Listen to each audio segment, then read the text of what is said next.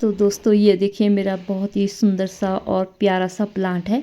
इसे कई नामों से जाना जाता है, जैसे कि इसे क्रेसुला ओवाटा और जेड प्लांट, लकी प्लांट और मनी प्लांट और कुबेर का प्लांट कई नामों से जाना जाता है। तो ये बहुत ही अच्छा प्लांट होता है और घर में ये लगाना भी चाहिए सभी को, क्योंकि ये लकी प्लांट भी है और साथ में ये देखने में भी बहुत ज़्यादा सुंदर प्लांट है। और फेंग शुई में भी इस प्लांट का बहुत महत्व है और ये एक शुभ प्लांट भी माना जाता है। तो फ्रेंड्स चलिए आज बताते हैं इसकी केयर के बारे में। विंटर में इसकी केयर कैसे करें और समर में कैसे करें और इसकी कटिंग कैसे लगाएं और कौन सा फर्टिलाइज़र इस प्लांट के लिए अच्छा होता है। तो मिट्टी किस तरह से बनाएं और कटिंग किस तरह से लगाएं, तो आज इस वीडियो में मैं आपको सारी जानकारी दूंगी। तो ये जो पौधा दिखा रही हूँ ये होता है क्रेसुला ओवाटा। तो इसकी जो दूसरी वैरायटी होती है वो जेड प्लांट होता है, उसकी पत्तियाँ छोटी होती है। तो इसकी पत्तियाँ बड़ी आकार की होती है, वो छोटे आकार की होती है। तो ये एक सैकुलेंट प्लांट है और ये बहुत ज़्यादा खूबसूरत दिखाई देता है। तो इसकी आप बोनसाई भी बना सकते हैं, इसका कोई भी आकार दे सकते हैं और इसे कटिंग से भी लगाना बहुत ही आसान है और इसकी पत्तियों से भी प्लांट ग्रो हो जाता है। तो वीडियो पूरा देखिएगा। और ये देखिए इसकी जो पत्तियां है बिल्कुल सॉफ्ट है मखमल की तरह, और इससे देखो अंदर से पानी निकलता है, क्योंकि इसके अंदर पानी होता है जो हम इसमें पानी डालते हैं। तो ये पत्तियां उस पानी को अपने अंदर सोख लेती है और इसलिए ये पत्तियां बिल्कुल सुंदर और ऐसी होती है, सॉफ्ट सॉफ्ट सी और चमकीली सी। तो इसकी यही वजह है कि पत्तियों के अंदर पानी होता है जमा। तो इन्हीं चीज़ों से ये अपना पोषण बनाती है। और ये मैं कटिंग लगा रही हूँ, कटिंग से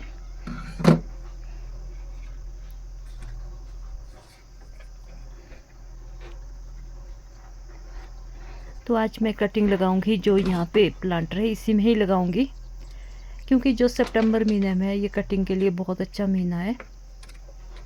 तो सबसे पहले क्या है कि हमें इसकी कटिंग करनी है। कटिंग को फिर किसी भी गमले में आप लगा दो, जैसे कटिंग मैं यहीं पे लगा रही हूँ, जो मेरे साथ में ही गमले हैं तो इन्हीं में ही लगा रही हूँ, क्योंकि जब आगे इसमें जड़ें निकलेगी तो उस टाइम मैं इनको रिपॉट करके दूसरे गमले में लगा दूँगी। तो आप इस तरह से भी लगा सकते हैं। सबसे पहले इसकी आप पत्तियाँ हटा दीजिए नीचे से। तो पत्तियाँ जो भी आप लगाते हो तो इस तरह से पत्तियाँ, और वहीं पे से इसको लगाना चाहिए, वहीं से जड़ें निकलती है जहाँ पे इसकी ये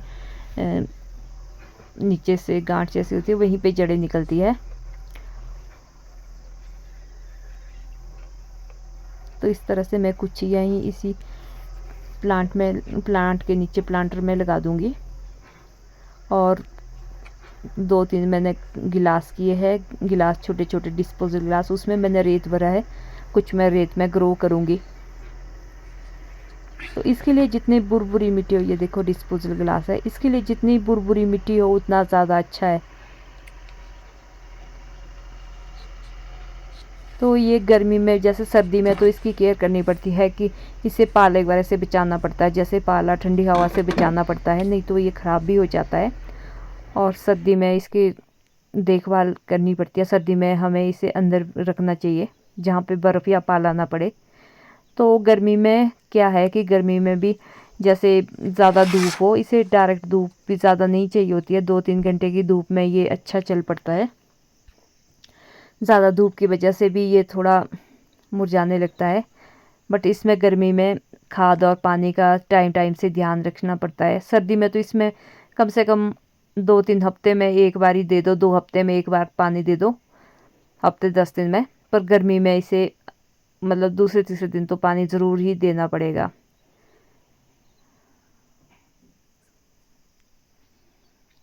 तो इसकी पत्तियाँ ये जो कि रसीली होती है तो इससे पानी निकलता है। तो इसका कारण यह है कि जो जब हम इसमें पानी देते हैं तो पत्तियाँ सारा पानी चूस लेती है और पत्तियों के अंदर पानी जमा हो जाता है। तो इन्हीं से ही ये अपना जो भी कमी है पानी पुनी की, इन्हीं पत्तियों के से ही ये अपने पानी की पूर्ति करता है। तो ये ऐसा प्लांट है। तो इस प्लांट में ये खासियत है कि ये अपने अंदर पानी सोखता है।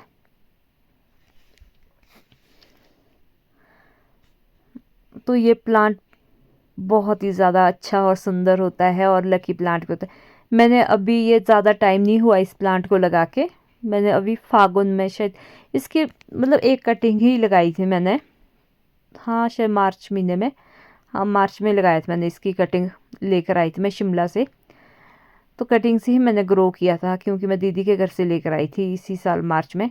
तो देखिए मेरा प्लांट कितना बड़ा हो गया है। तो अब मैं और प्लांट ग्रो करूँगी। हालांकि मेरे पास एक दो और भी थे, कटिंग मैंने ग्रो की थी, वो मैंने किसी को दे दी है। तो देखिए कटिंग लगा कर सही तरीका, और इस तरह से मैंने देखो पत्ते भी लगा दी इसमें, कटिंग भी। कुछ मैं रेत में ग्रो करूँगी, कुछ मैं गमलों में ग्रो करूँगी। तो ये मेरा आगे मार्च के लिए रेडी हो जाएगी। इसकी जो जड़ है, इसमें रूट आ जाएंगे। तो मैं इसको दूसरे इस प्लांट की जो जड़ है वो मार्च तक इसमें आ जाएगी। तो तब हम इसे दूसरे गमले में इजली पत्ते भी चेंज कर सकते हैं। क्योंकि ये जो प्लांट, तो कैसी लगी आपको ये मेरी जानकारी, और ये थे कुछ टिप्स जो कटिंग लगाने के भी है और समर और विंटर में इसकी केयर के भी। तो ये पानी इसमें सर्दियों में आप पानी से कम से कम हफ्ता 10 दिन के बाद दीजिए, और गर्मी में इसे ज़्यादा पानी की ज़रूरत होती है। गर्मी में आप इसे कम से कम दूसरे तीसरे दिन तो पानी दे ही दे, अगर रोज़ दे तो ज़्यादा अच्छा है, क्योंकि ज़्यादा गर्मी की वजह से भी प्लांट ख़राब होने लगते हैं।